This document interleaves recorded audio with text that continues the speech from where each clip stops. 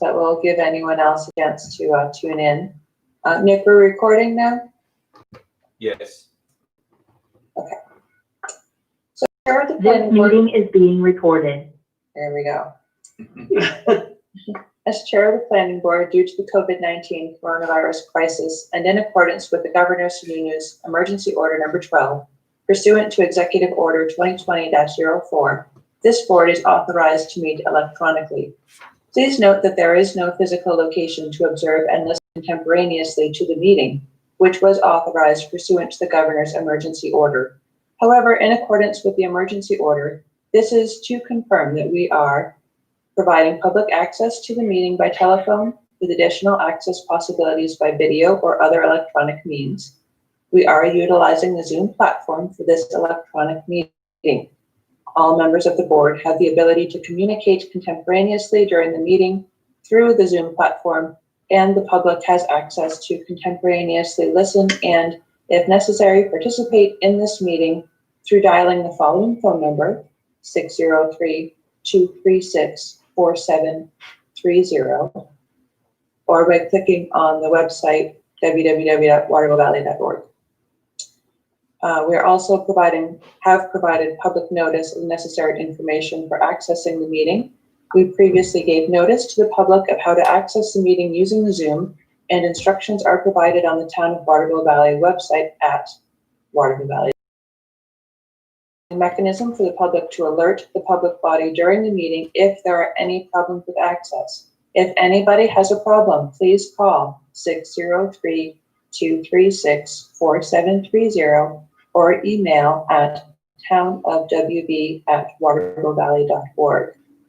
And for adjourning the meeting, if the public is unable to access the meeting, in the event the public is unable to access the meeting, we will adjourn the meeting and have it rescheduled at that time.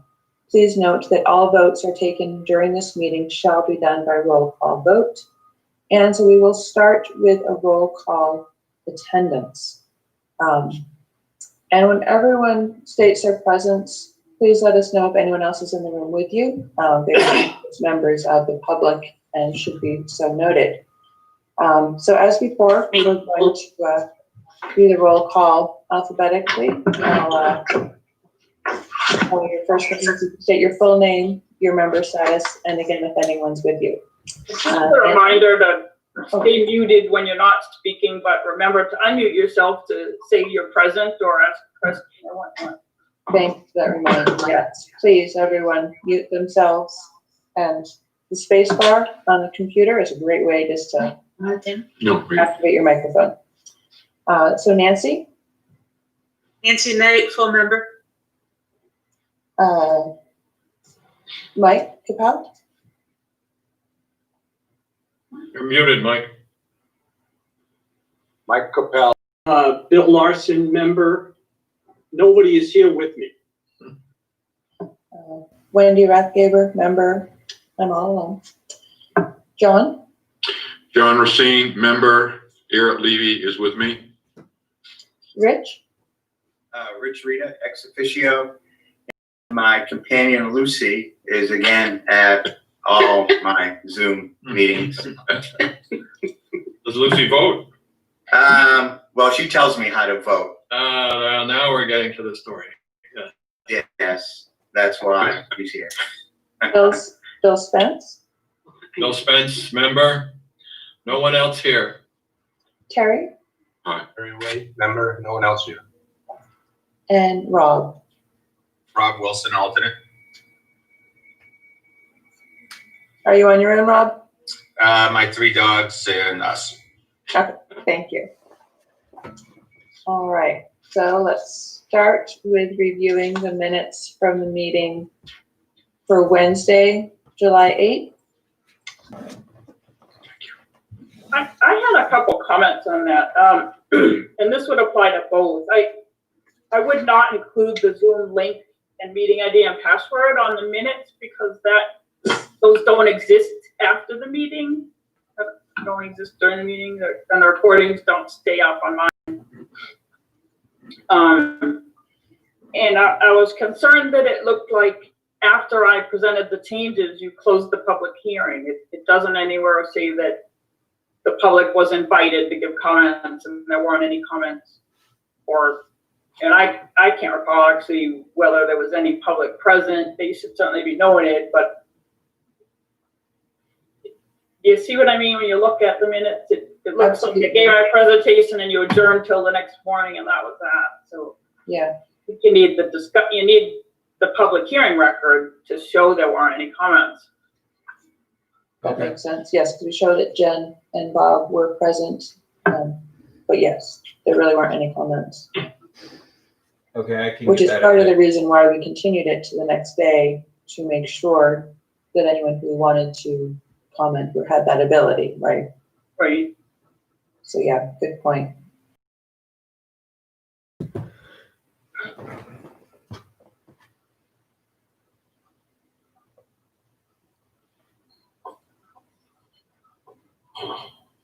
Any other comments for the July 8th meeting minutes?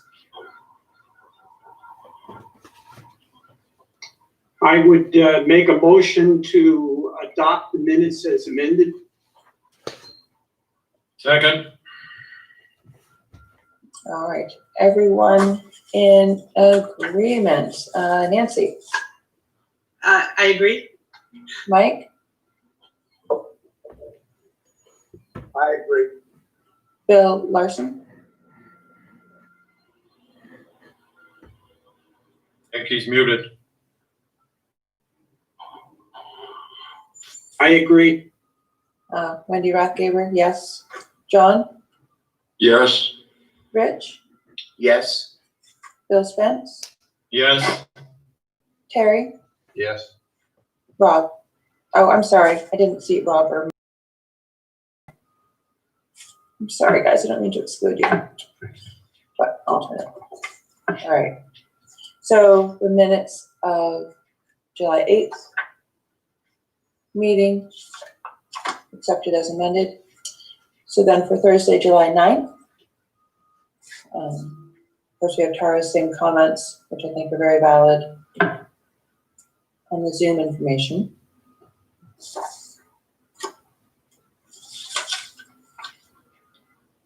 Any other comments?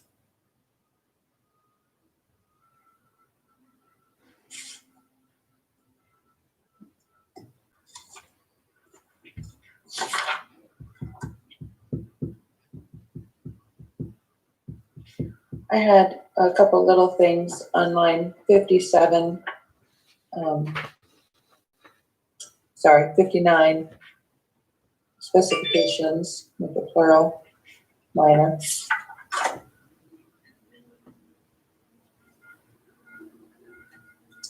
Anyone else?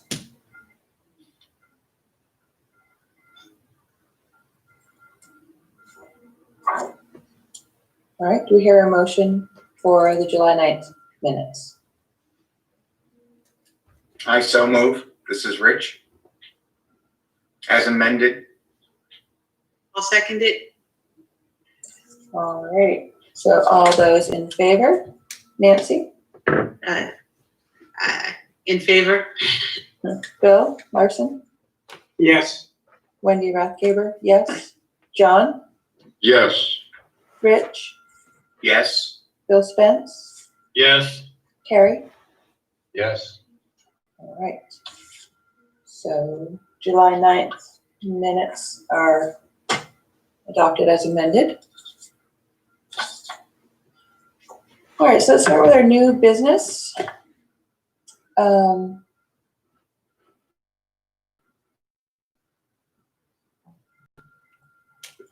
Tara, do you want to start the discussion on the subdivision changes?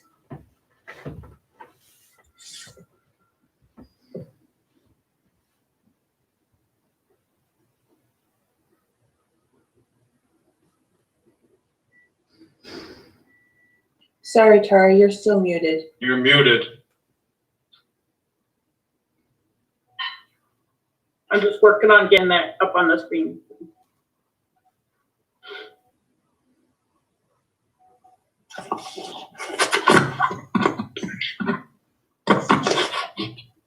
So I'm assuming you don't want to go through every detail of every form like we do the regulations, but, see if there are any comments or questions and tell you in general what I did. There were several pages of repeated procedural information from the regulations, and I took that out. I don't think you want that redundancy. You want people to read the regulations. You don't want a situation where they're slightly different or you change one and not the other. So I boiled just a reminder of people to unmute themselves if they're not speaking. There's a little bit of background noise. I boiled it down to half a page of instructions and a list of what the forms are in here and where to go for more information. And then I took out the form about changes to a site plan, because that didn't really to the regulations at all. I'm sorry to interrupt, Tara. We're still getting some background noise. Can everyone please mute themselves if you're not speaking? Thank you. Let's see who that is. So these are the forms that I have in there now. I redid them, so, you know, they're not just minor changes. I redid them to be more user-friendly, to go with the updated regulations, to go with correct procedures. The only one I really didn't do anything with was the subdivision improvement agreement, because I think that's Mark's form that, you know, a good chance for him to see if it's meeting the town's needs.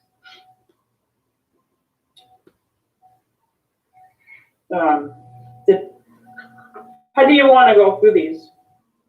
Do you want to kind of go to each form, Wendy, and see if people have questions on the comments on it? I made these as separate files, but one merged document. So you'd be able to have the Word files to update individual forms in the future, have the PDFs to give out individual forms in the town office, but you'd be able to post the whole thing on the website as one document. And I'm recommending that it live on as a separate document, not be adopted as an appendix to the subdivision regulations like you had it before, because you don't need a public hearing to make changes in these.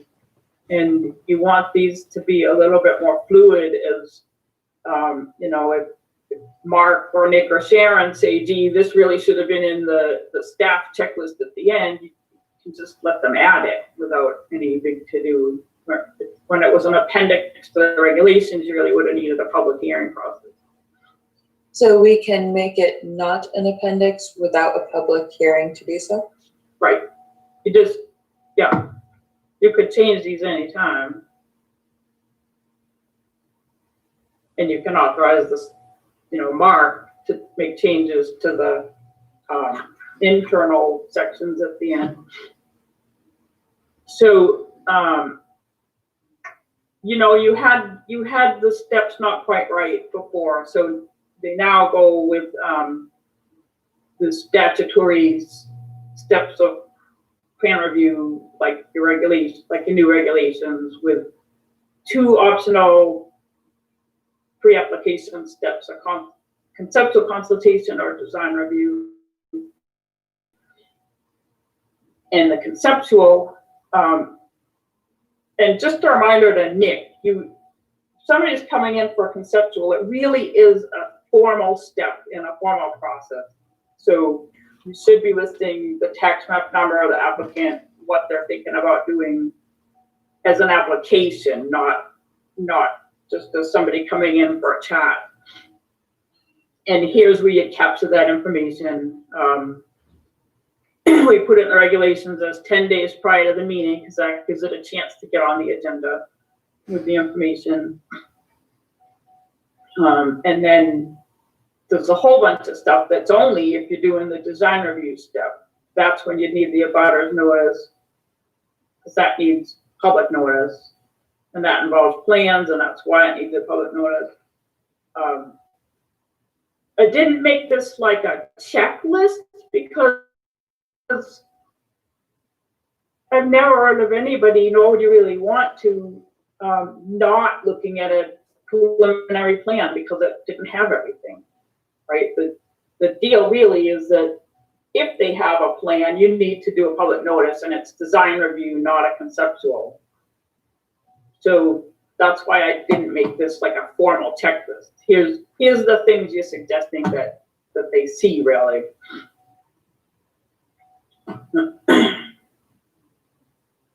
And then, so this is pretty simple too, with just, and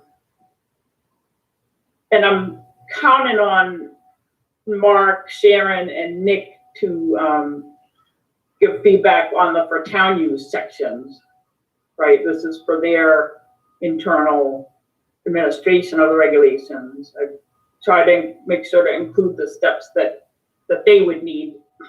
And I added, some more too.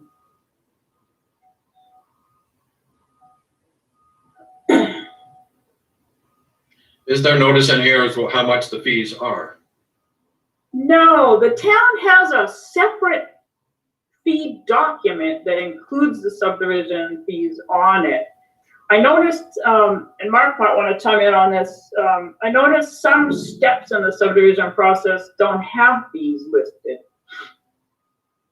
Like what, Tara? I'd have to look at that again, but I wasn't sure that a design review had a fee. No, I don't think we have a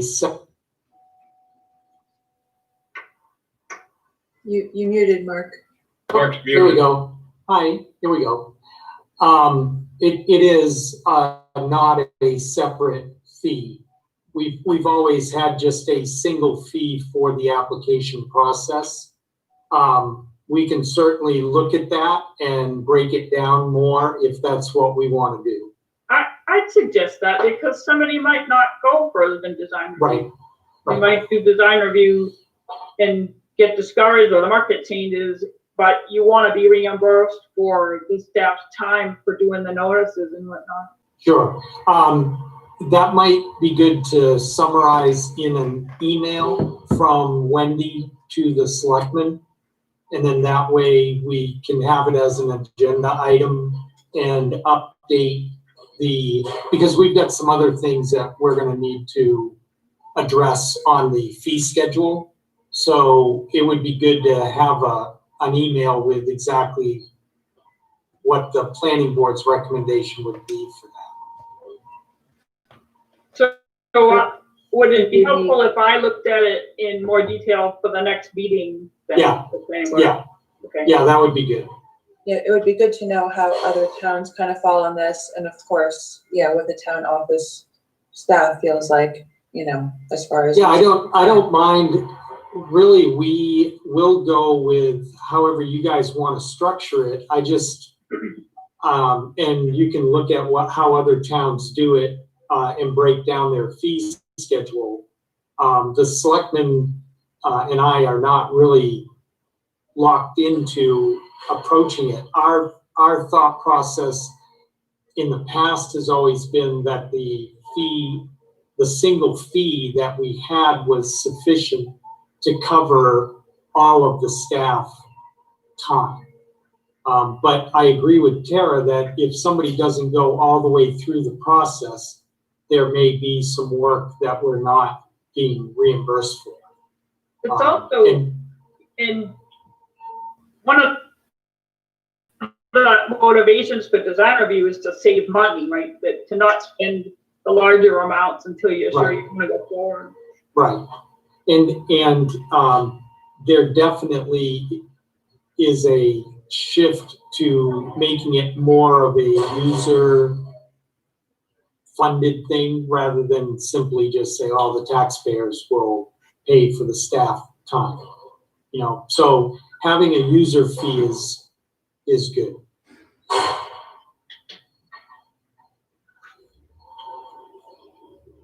And Mark, I'm assuming that you're gonna give a close look to the admin portions of the forms and. Yes, and I will look at the subdivider improvement agreement also with town council. Yeah, good. Did anyone have, Just one question. Are you planning to finalize this at the next meeting? I just want to get a timeline as far as when we need to have that review done. I think that would make sense, just get this finalized and, Okay, all I right, mean, unless if there's something more complicated that comes up. right, okay.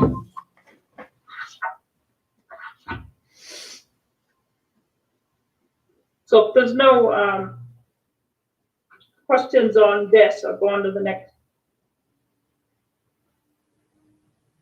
form, which, this would be for the lot line adjustment or boundary agreement. This is kind of a new form. I used something that I have used in other communities that I think works pretty well.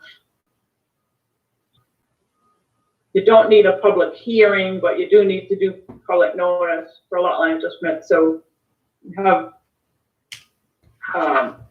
try to get at enough information that you can tell that it's gonna comply, both lots will comply with the zoning when you're done. That's really what your job is in a lot line adjustment. So I did this in kind of two sections of, we say that they need to, we say in the regulations, they need to submit a detailed survey plan. So I've taken the survey plan pieces from the regular subdivision application checklist. Okay, that's what we mean by a detailed survey plan. And I think in the past you kind of had a form that was for the applicant to check off, and then a different checklist that was for the town or planning board. So I put it in one place so that this is the applicant having a checklist as before they submit the form, and the planning board or Nick or me or whoever you have do it, say, yes, we see that too. And normally gonna be at the planning board designee, not something that you're gonna take meeting time to do, but it's on behalf of the planning board. So, so like that. And then, again, here are when I share the screen, you guys are in my way if I want to see you too. So, you know what I mean? And then here are some other things that aren't technically part of a detailed survey, but you might need them to verify that both lots will comply with the zoning when done. And this is a place you might think about when you read them, or other things that you'd want to see in this list of suggestions. And one of the things I'm always going to emphasize on all the forms is that you always get every owner to sign every application.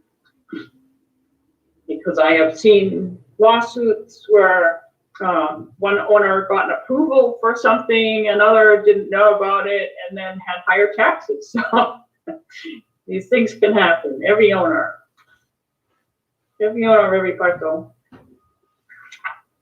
And then, this is the format I use for all the forms, where then there's an attached sheet that's for the town use.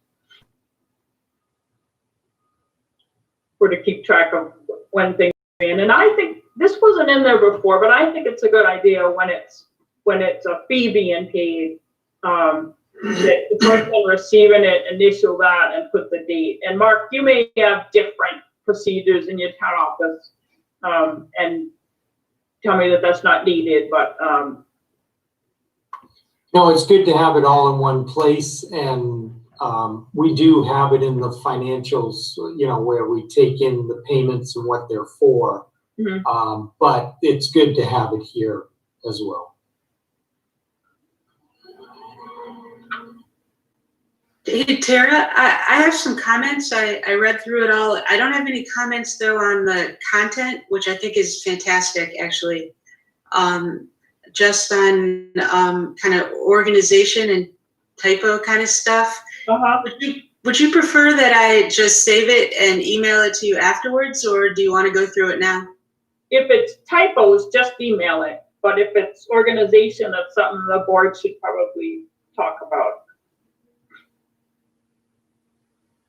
Well, it's organization on the level of, like numbering, you know, should go from like A to Z, and it's a little mixed up kind of thing. And,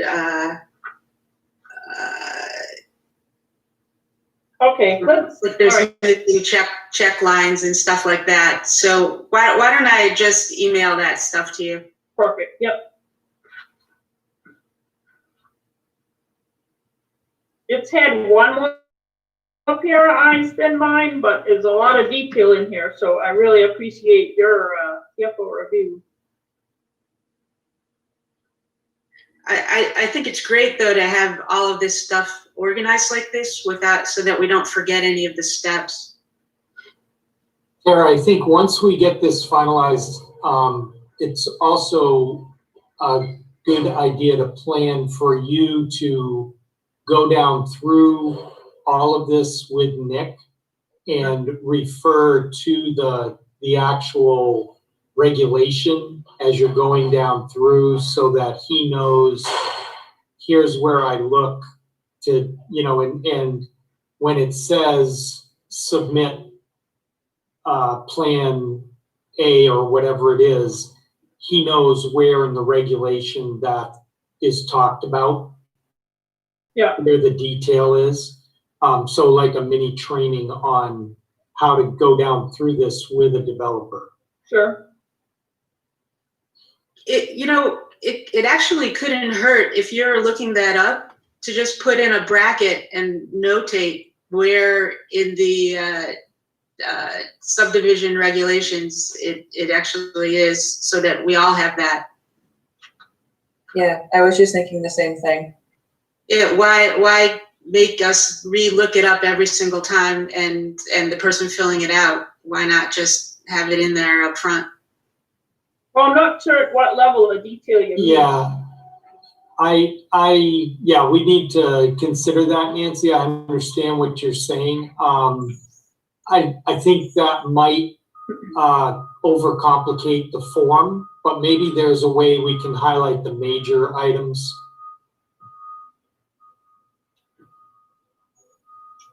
I think you have to be somewhat careful with that, because you might end up with the application making some or leaving some things out that would be in the regulations, and a person could lean on one as opposed to the other in defending some sort of error. Yeah. And that was my thinking in having the first bullet in the instructions be to carefully read the regulations.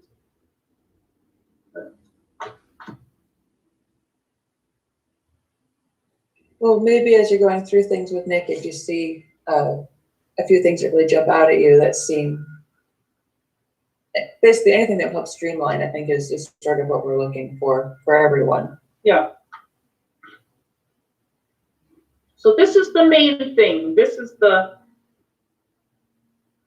application for the subdivision approval that might be a minor, a major, or a PUD. This is the one that you accept as complete to start the 65-day clock. So in addition to the, again, you're gonna want all owners. I don't like the approach of saying applicant and then talking about owner later. You want to start with the owner. That's what's key to the tax map number on the file. Then talk about an agent, and when the owners sign the form, then that's where they're authorizing the agent to come talk to you.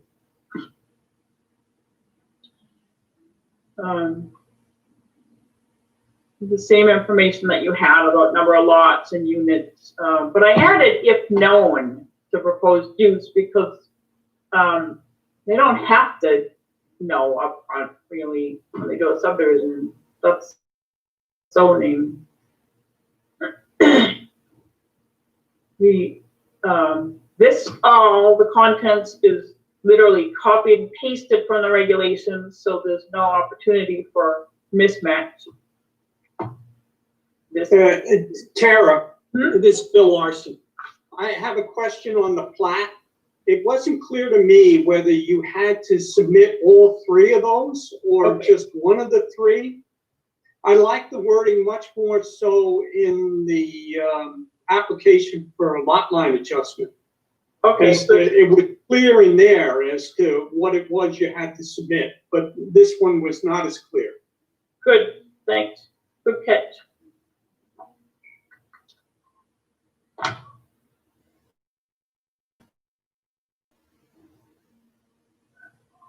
Would it be helpful to have the same sort of formatted checklist there like this? Yeah, like when he's nodding. I think so. Yeah, I agree.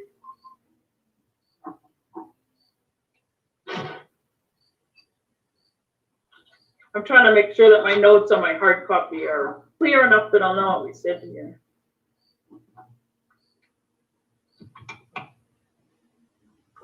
I need to step away for a minute. I'll be back.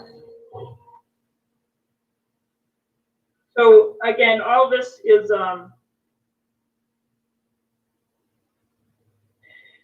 verbatim from the regulations. This is your checklist. And that's a place I could see putting in the reference to the section of the regulation. And then I broke out which are just for major subdivision as a separate section here. Again, like I did in the regulations. So I want them to be, I want it right here, if they're gonna ask for any waivers, they need to do that as part of the application. Does it make sense when you make the